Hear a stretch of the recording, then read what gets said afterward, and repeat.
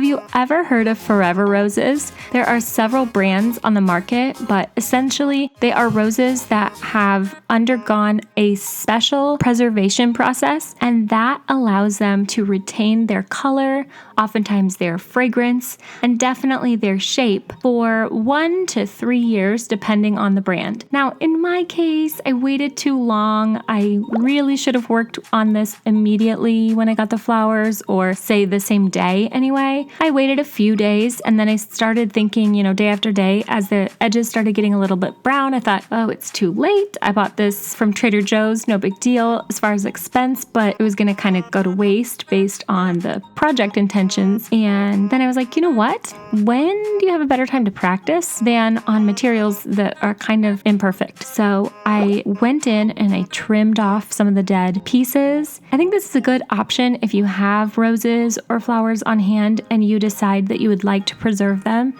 It's not too late if you wait a few days into the process. Mommy.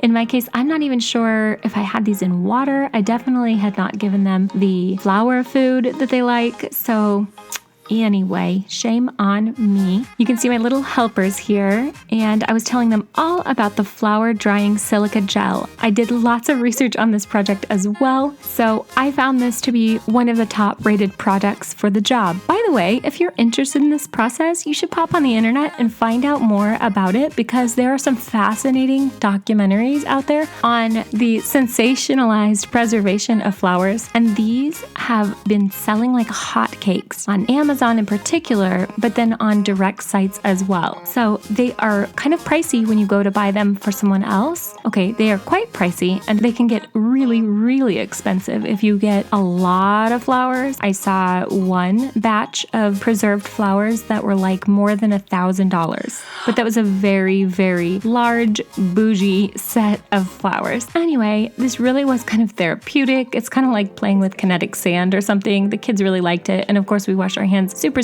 well afterwards, but then you see that I decided to try putting in the leaves. Now here's where I made a mistake, and I want to point this out. So hopefully you didn't like pause the video and wait till all your supplies showed up from Amazon and then start diving in with me, because what I did here was I was slightly short of enough silica gel, and I decided that I wanted to space them out between 2 containers. Well, then I didn't have enough to cover everything and have all of the flowers properly spaced. So they were a bit close together, and then the other batch of flowers that I had set aside didn't have enough to coat the very top of them, so those got a little crunchy.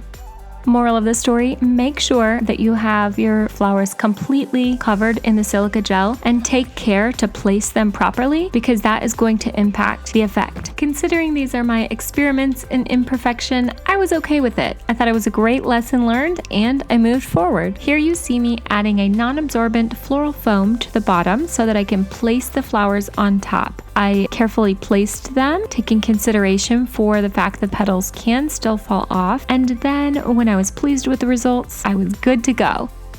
So look at the intensity on these. You can see the brilliant color.